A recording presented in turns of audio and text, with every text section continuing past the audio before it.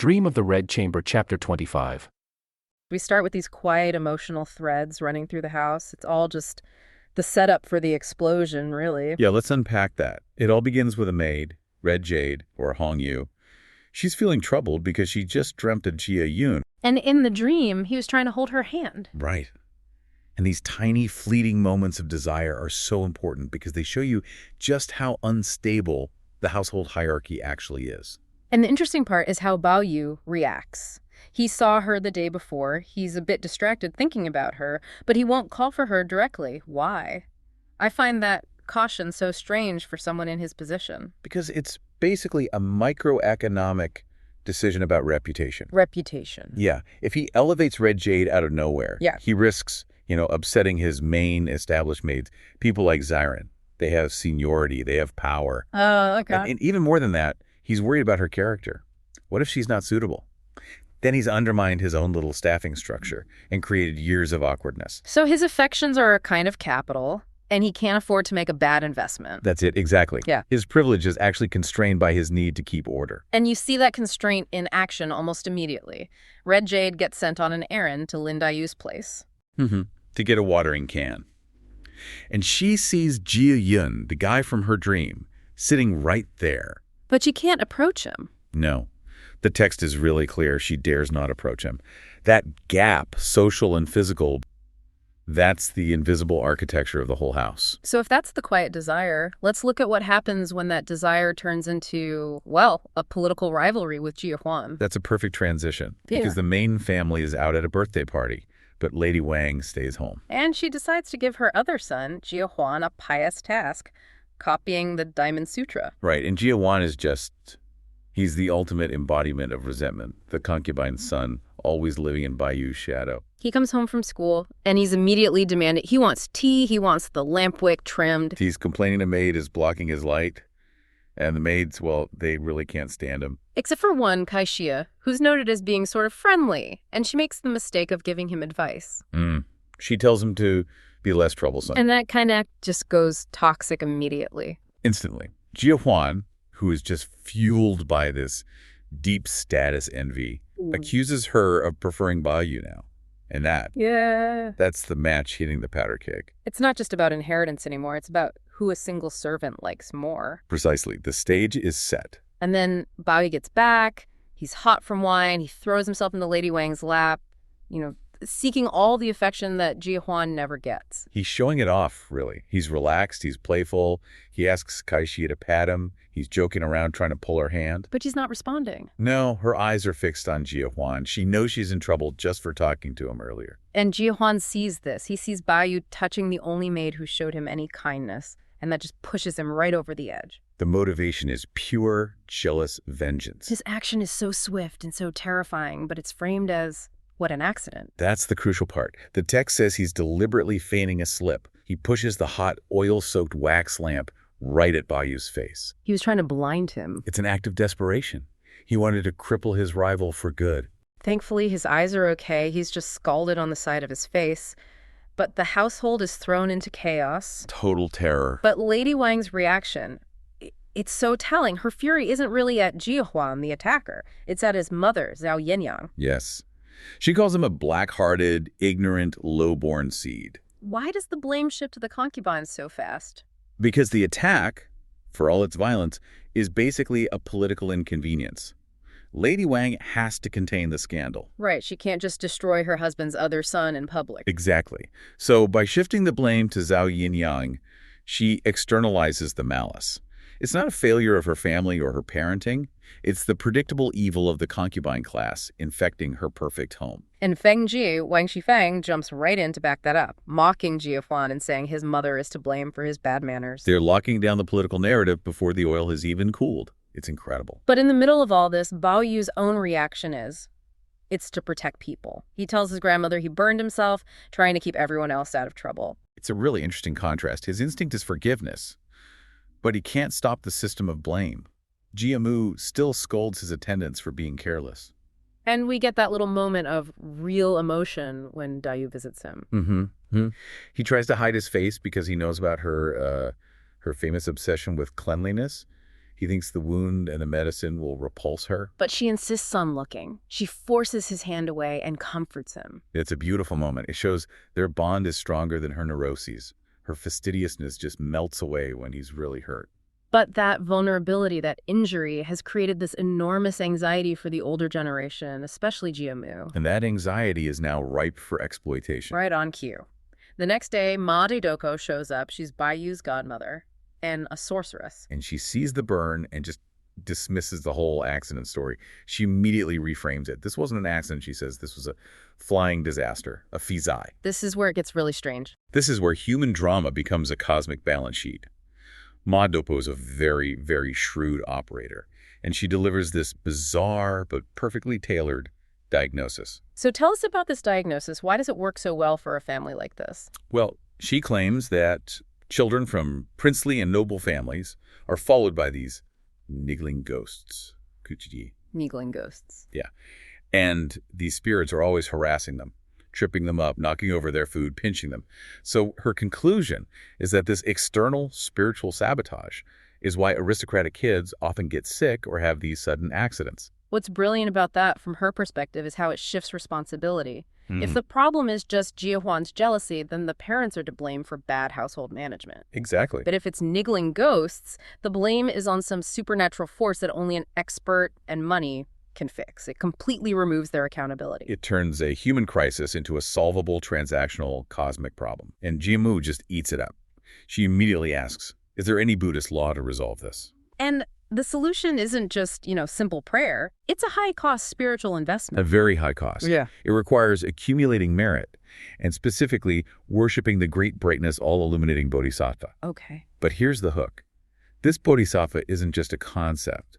It's manifest in a physical object. A large sea lamp, a heideng, that has to burn day and night. So spiritual protection requires a contract for high-quality oil. You've got it. This is the economics of piety, and the cost is measured by your social standing. She gives them a price list. She's an amazing saleswoman. She gives them a list of her other clients to create this sense of like a competitive luxury. The Nanan prince's consort, she's at 48 caddies of oil a day. The Jintian marquis's wife is at 24. Wow. And it goes down from there. Yep. Lesser families do 5, 3, or 1 caddy. It's a totally scalable business model built on status anxiety. She's selling their own anxiety back to them. And she's smart about it too. She actually advises them against spending too much on Baiyu, saying it might fold his fortune. Which is just a clever way to make the commitment seem manageable and sustainable. It guarantees her a recurring revenue stream. It's brilliant. So Jiamu agrees. Ma de Oppo suggests 5 or 7 caddies a day, and Jiamu settles on 5, calculated monthly. And just like that, the family's deep anxiety about their heir becomes a lucrative ongoing contract for a sorceress. And the spending doesn't even stop there? No, Jiamu triples down. She tells the attendants to give Baiyu's servants money to hand out to monks and the poor every single time he leaves the house. So they have to constantly, publicly signal their piety and their wealth. It's not enough to be protected privately by the lamp. You have to perform your good deeds for everyone to see. And then The text just plunges us right in, no warning, into this dark world where resentment is being, manufactured. We start with Zhao Granny, or Aunt, and the source immediately grounds us in her status, or lack of it. Oh, absolutely. What's so fascinating is that the text doesn't just tell you she's low status. It uses these precise, almost visceral details. When we find her, she's not, reading or something. Yeah. She's making shoes, gluing them. And when her visitor asks about her materials, she points to this sad little pile of scraps and leftovers. And that detail is followed up with that sigh, where she says, good material cannot reach my hands. That one line is just, it's a perfect economic barometer. Yeah. She is literally confined to the physical leftovers of the house. Which tells you she's spiritually, socially, financially, all of it. She's at the bottom. And this lack of status is the engine that drives the entire plot forward.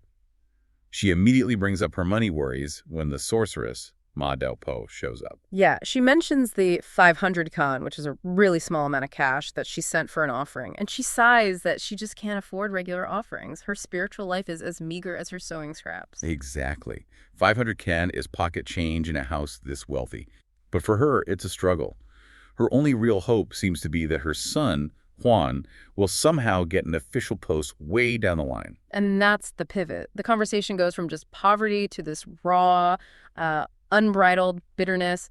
Zhao starts complaining that her little branch of the family just cannot keep up, especially since Bao Yu, the main heir, showed up. She calls him a living dragon, so she acknowledges his status, but then her anger shifts to someone else. This is where it gets really good. She holds up 2 fingers, and when Ma Dou-po asks for confirmation, could it be Lian or Nai Nai? And Zhao just panics. Who's completely panics, shushing her, checking the door.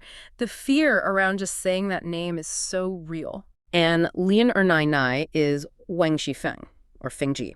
For you listening, you have to understand her role.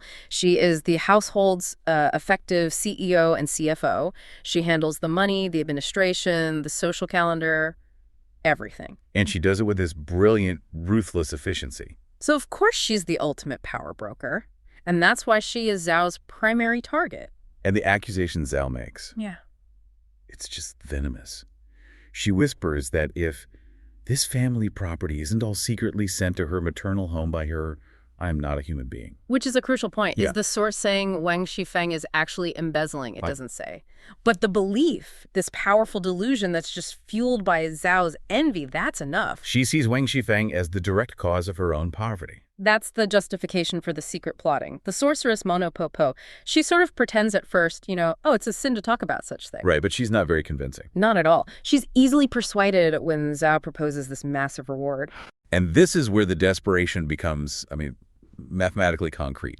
Zhao says if the black magic works and the 2 Wang Shifeng and Bao Yu are destroyed, her son Huan gets everything. And at that point, the sorceress can have anything she wants. But promises are cheap, The sorceress wants proof, real commitment. And Zhao delivers. She empties her entire personal savings. Yeah. Little bits of silver, clothing, hairpins she'd saved up. But that's not even the real price. No, the ultimate price is paper. She writes a formal IOU, a bond, promising 500 liang of silver. This isn't pocket change. This is a staggering, life-altering amount of money. Just to put that in perspective for you, the 500 liang she's promising is 1,000 times the little 500 keen offering she was just struggling to afford. It's insane. She's committing to a debt 1,000 times her disposable income. All based on the hope of some paper ghosts. Right. She's not just buying magic, she's mortgaging her son's entire future, everything, on this one roll of the dice. The IOU signed with her handprint. It proves that for the powerless, the only thing you have left to trade is future hope on paper. And the sorceress, who is a very savvy businesswoman, Clearly. she accepts the silver, sure, but she puts that massive IOU away first. Only then does she bring out the tools. And they're so visual and chilling. 10 paper-cut ghosts with blue faces and white hair, and 2 plain paper figures. And the instructions for the ritual are terrifyingly simple. Right? The victim's Lelian Jengbaz, their year, month, day, and hour of birth on the figures. Hide them with 5 ghosts each under their beds. That detail, the Yunjang Bazi, it's not just magic stuff. It's a commentary on the intimacy of betrayal. Zhao, who can't even afford good fabric, still has access to the most private, protected information about her target. Their birth data. It shows that knowledge, maybe even more than money, is the real currency of malice in this place. So, okay. Zhao has paid every penny she has, mortgaged her future for a massive debt, and gotten the ultimate black weapon, all because of envy and poverty. An act of absolute desperation documented in legal language. And then that moment of darkness is just shattered. We go from paper ghosts and debt to a world so bright and carefree, it's jarring. Just as the deal is done, a maid calls Zhao away, and the text yanks us into a scene of total refinement. It's a masterful shift. It forces you to just completely recalibrate. We find Lin Daiyu bored after reading, and she wanders into this high society gathering. The atmosphere couldn't be more different from Zhao's dark little room. We see the whole elite crew, Bao Yu, Feng Jiwang, Xifengli Weikai, and Bao Chai. And for you listening, remember, this is that famous love triangle dynamic. Bao Yu is there with the 2 women he's sort of caught between. And the conversation, it's not about debt, it's about tea. The tea discussion is an immediate status check. They're talking about tea Fenji sent to Daiyu.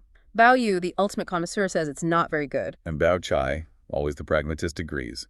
The taste is light, the color is not good. But then comes the real shocker.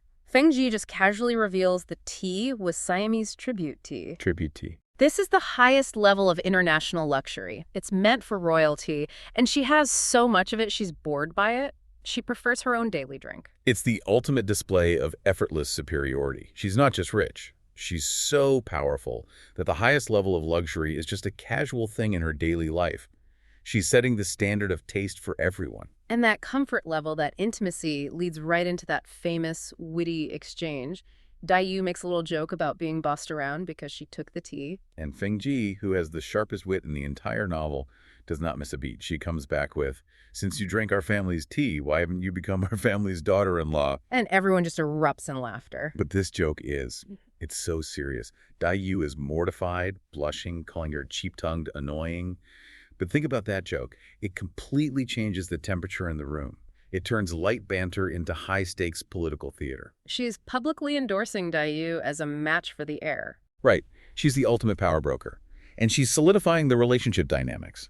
She even follows up by listing all Bao Yu's qualifications: his looks, his status, family assets. She's basically giving her official administrative stamp of approval to the match. And then the two worlds collide violently. Zhao Yinyang and another concubine arrive to pay respects to Bao Yu, just as Dayu is trying to escape. And you see status quantified right there and who gets recognized. It's so clear. Li Kekai, Bao Yu, Bao Chai, they all offer polite gestures, offer them seats.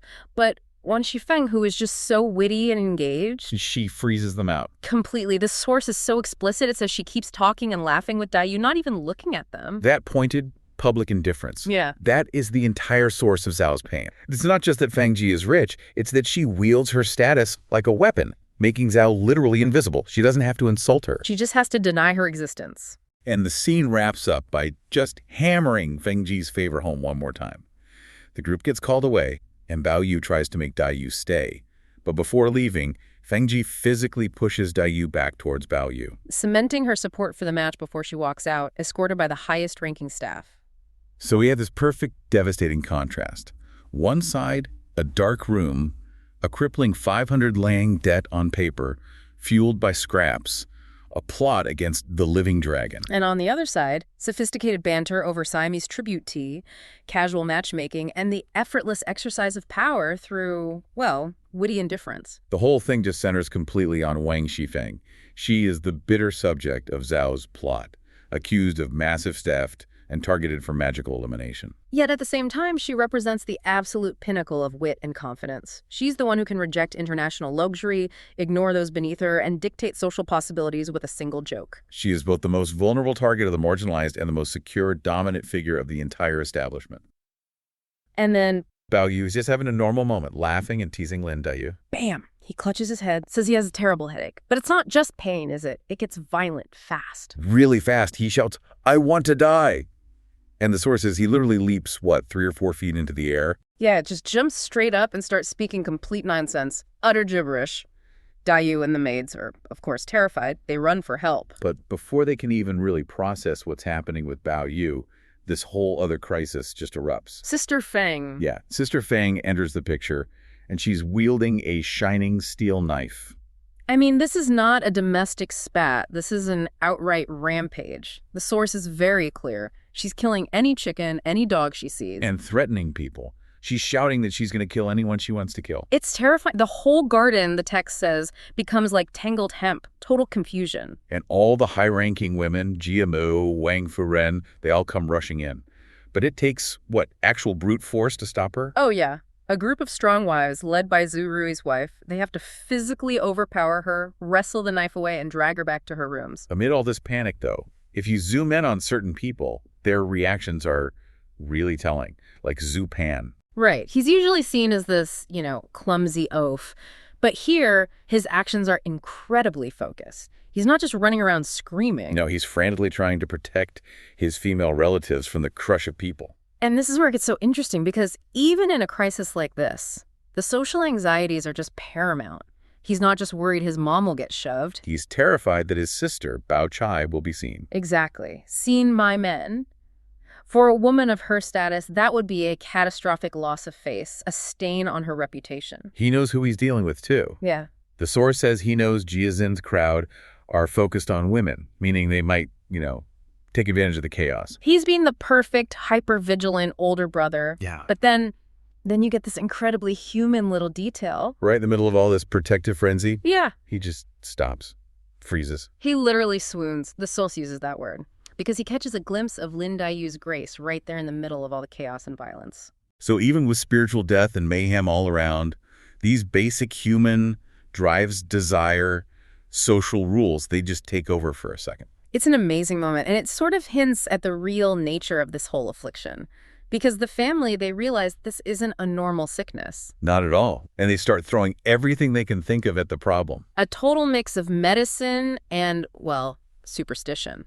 They call for sorcerers to banish evil, witches to dance and pray. Even the famous Taoist Zhang Zanren from the Jade Emperor's Pavilion. They try all sorts of medical treatment, prayers, divination, and appeals to gods. They try everything. Which suggests they knew right from the start this wasn't just a fever. I think so. The symptoms were too extreme, too sudden, and the fact that it hit both Bao Yu, the sensitive one, and Feng Ji, the tough-as-nails pragmatist, that had to feel supernatural. But nothing worked. They just got worse. Yep. They felt unconscious, their bodies burning up like coals, still just rambling nonsense. And it created a whole logistical problem, too. The servants were too scared to go near them. The maids and wives, it says, didn't dare step forward, so they had to move both of them into Wang Furen's upper room. They set up guards, right, in rotating shifts. Jia Yun and his people watched them through the night, but by day 3, the despair is just total. They're preparing burial clothes. They were described as nearly out of breath, almost gone. And this despair, it really highlights a deep split between the brothers Jia Shi and Jia Zheng. Jia Shi, the older one, is still desperately trying to do something. He's running around looking for more monks, more Taoists. While Jia Zheng, Bao Yu's father, has kind of reached this point of grim acceptance, he basically says the number of children you have is determined by heaven. It's fate. We have to accept it. For a family like this where a son is everything, that's the ultimate surrender. And then on the 4th morning, when all hope is pretty much gone, we get this incredibly emotional climax. Bao Yu wakes up just for a moment. He looks right at his grandmother. And he says, I will not be in your house anymore. I'm leaving. It's just heartbreaking. And of course, Zhao Yinyang, his father's concubine, who absolutely despises him, she sees an opportunity. She uses the moment to be as cruel as possible. She says, essentially, oh, well, let's dress him in his burial clothes now then. It'll make his trip to the next life easier. And Jia Mu, who's already at her breaking point, she just explodes. This is pure, raw, matriarchal fury. She spits on her, curses her, calls her a rotten-tongued, wicked woman. But it's her actual accusation that's so important. She links this cruelty to the constant pressure on Bao Yu. She blames you wicked women for always hounding him to study, to conform. And she says that pressure, that constant demand for him to be someone he's not, is what caused this. It literally scared the soul out of his body. It's an amazing moment where she blames the social pressure itself for this spiritual collapse. Well, outside you can literally hear carpenters building the coffins. And just as everything is at its absolute worst, they hear a sound. A wooden fish drum. Soft, but clear. And then a chant. Namaji Wanye Bodhisattva, the bodhisattva who resolves karma and bad deeds. And the chant specifically offers to help those suffering from, domestic discord, household decline, danger, or evil possession. It's a perfect match. Jia Mu immediately says to bring them in. Even the skeptical Jia Zheng is stunned they could even be heard inside the compound. And when they appear, they're not ordinary people. Not at all. The descriptions are incredible. You have the blemished monk with a nose like a hanging gall, these super long eyebrows, eyes like stars, sores on his head. And the Leng Taoist, who's even stranger, 1 foot high, 1 low, covered in mud, and he says he's from this mythical place west of the weak waters of Penglai. These aren't your local temple monks. They're from another realm entirely. And the monk just cuts right to the chase. He ignores Jia Zheng's questions and says the house already has a rare treasure of the world. Jia Zheng, a bit confused, brings up the spiritual jade. He says it hasn't been working, it's not effective anymore. And this is it. This is the core diagnosis. The monk explains exactly why it failed. He says it's because Bao Yu was deceived or lost by sensual pleasures and materialism or profit. So the sacred object, the thing meant to protect him, has basically been contaminated. Contaminated by the very worldliness. So Jia Zheng hands over the jade.